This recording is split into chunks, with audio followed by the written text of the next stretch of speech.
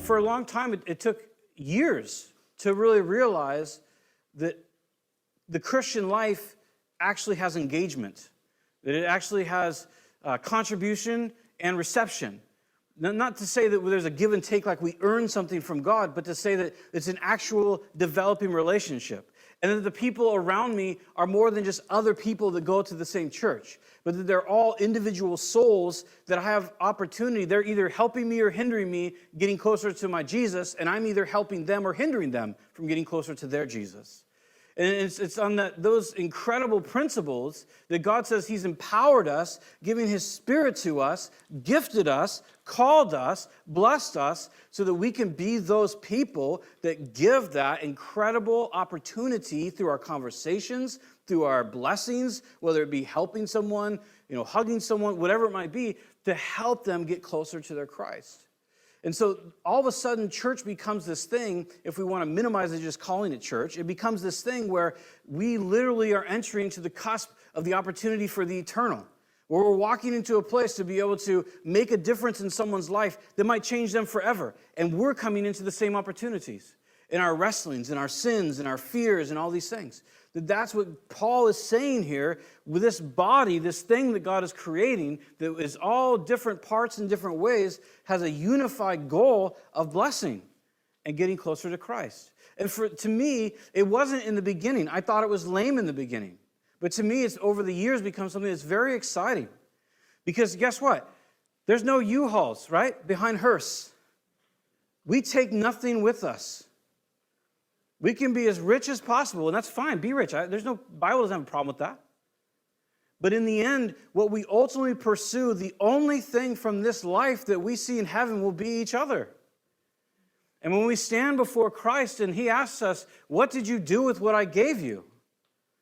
When we stand before Him and He says, what did you do with how my Spirit led you? If we're just lost and we're stuck with this idea, well, you know what? I just made sure that my wife and I had an incredible retirement, but I really didn't pay any attention to much else. He's going to say, well, you can come in.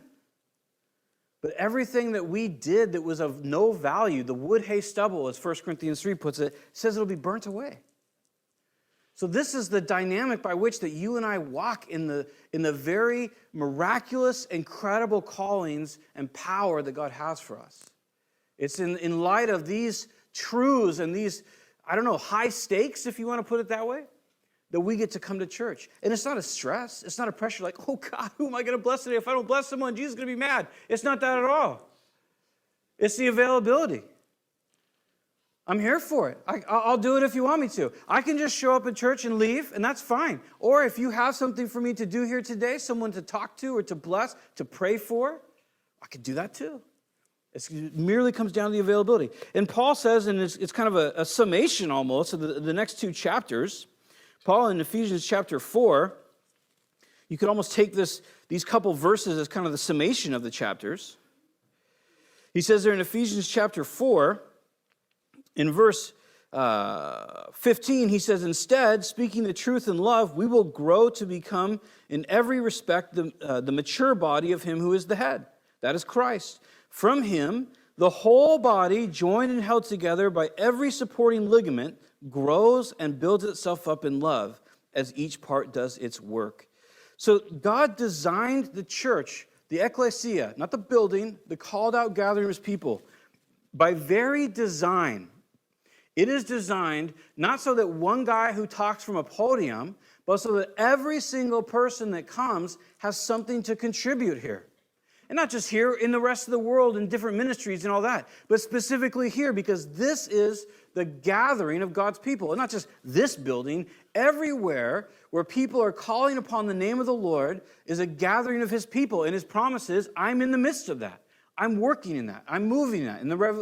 In Revelation, we see Him walking in the midst of the lampstands, those testimonies of His goodness in different places. And there He is in the midst, tending the lampstands. We have all this imagery that shows that Christ is actively building His church, you and I, together to be something amazing. Our lives were never designed to be mediocre. They were never designed to just be ho-hum. They were never designed to just be like, I guess I'll go to church today. We can live that way. We can live that way our whole lives, and we can go to heaven, and then it'll be fine in a sense. But there'll be such a missing out of the very quality of life that we've been called to live in.